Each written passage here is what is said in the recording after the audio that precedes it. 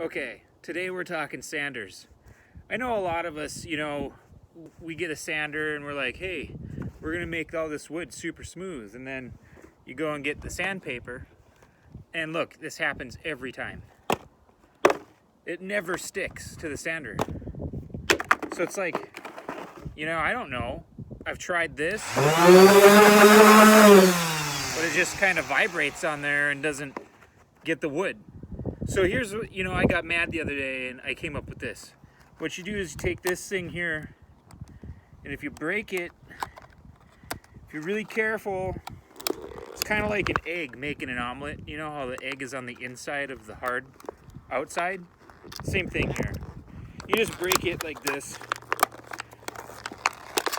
See? Then you take out one of these things from inside, the colorful thing, and then all you gotta do is put it like on the bottom here, and it sticks on there.